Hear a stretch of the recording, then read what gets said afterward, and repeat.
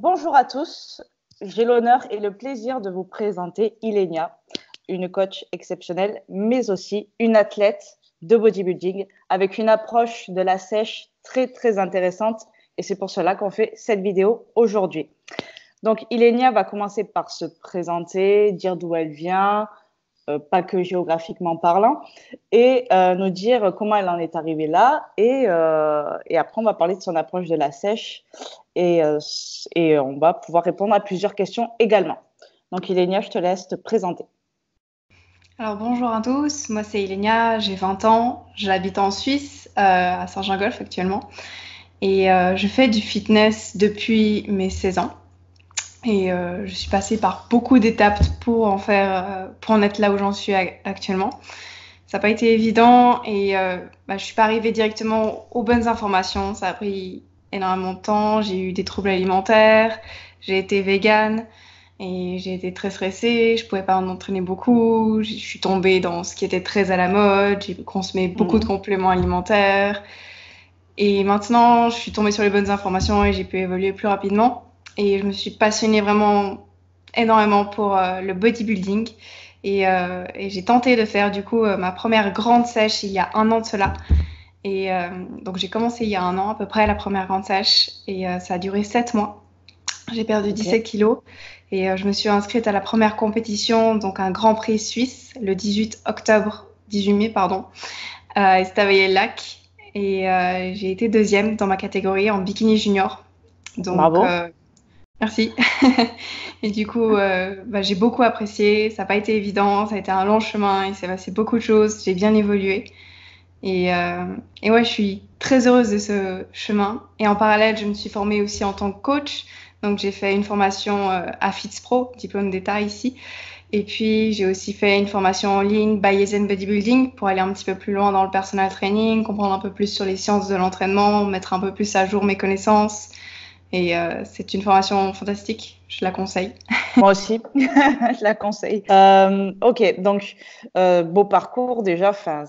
C'était une présentation, on va dire, survolée, mais déjà, on voit qu'il y a un sacré parcours et tu as déjà, pour ton âge, traversé pas mal de choses et pris conscience de beaucoup de choses aussi. Donc déjà, bravo pour ça et d'avoir mis les choses en place aussi, parce que souvent, on a conscience, mais on n'avance pas forcément dans le bon sens. Donc aujourd'hui, donc, si je comprends bien, en ce moment, tu es aussi dans une nouvelle sèche, tu prépares une nouvelle compétition.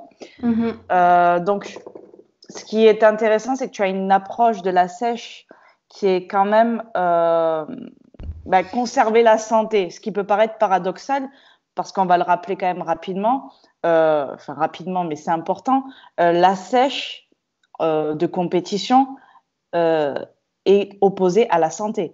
On arrive à un seuil, de toute façon, le but de la sèche, c'est de descendre au maximum d'avoir le taux de masse grasse le plus faible.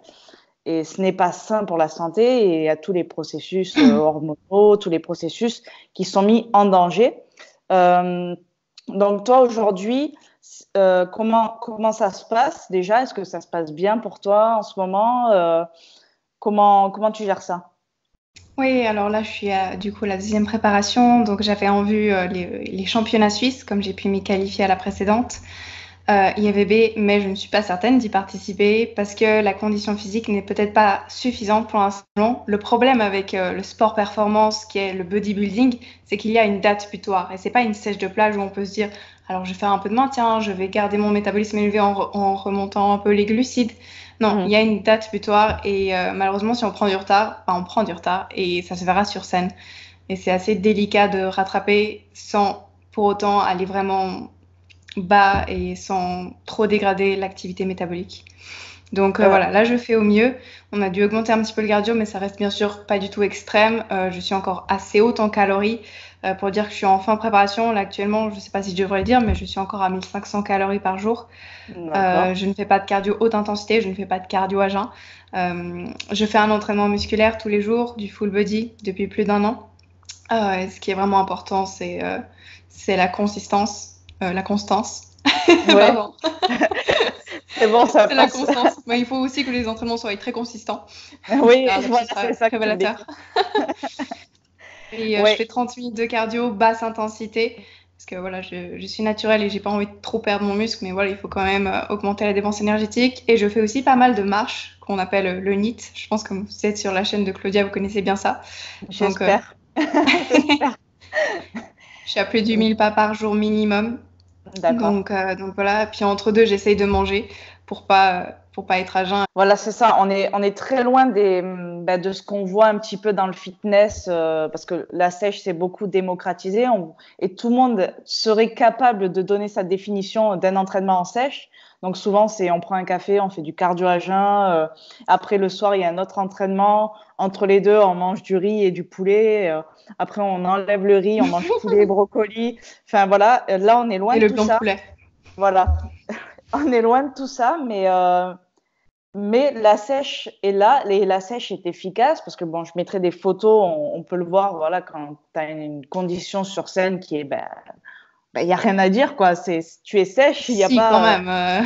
Non, mais après, je Bon, parle pas c'était une première sèche et pour une Voilà. première sèche naturelle, c'est Pour sympa. montrer que voilà, on y arrive en mangeant. On peut aussi parler, je pense, des glucides parce que tu es à 1500 calories. Déjà, il y a des personnes qui ne sont pas à 1500 calories en temps normal, ce qui est aberrant. Et donc, du coup, toi, les glucides font quand même partie à part entière aussi de ton alimentation. Comment ça se passe, du coup, en sèche lorsqu'on descend les calories et qu'on veut maintenir quand même un niveau de glucides assez haut parce que c'est ton alimentation qui est comme ça, une alimentation pro-métabolique, pro-thyroïdienne, avec des glucides qui sont absolument indispensables. Comment tu gères ça, toi, au quotidien?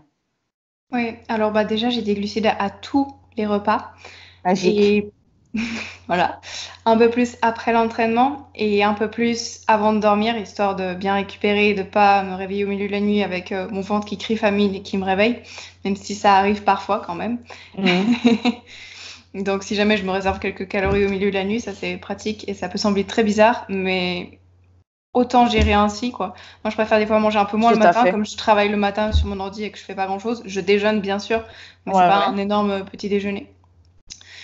Durant la précédente sèche, j'avais énormément de fruits comme source de glucides, mais là, comme j'ai pas beaucoup de temps, j'en avais un peu marre d'éplucher chaque pomme et de tout compter et tout.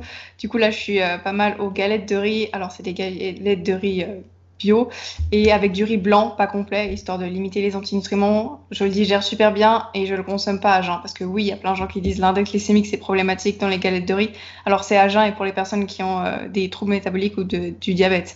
Concrètement, j'ai pas de troubles métaboliques et je ne le Tout à fait. consomme jamais à jeun, juste des glucides en tant que tel. Donc c'est pas potentiellement problématique. Je Donc sens que déjà, là, en deux fois, donc on vient de parler des glucides et des fruits, ce que les gens enlèvent totalement de leur esprit en sèche, en fait. Là, tu viens totalement de tout remettre sur la table et de dire, bim, voilà, l'index glycémique, merci, au revoir.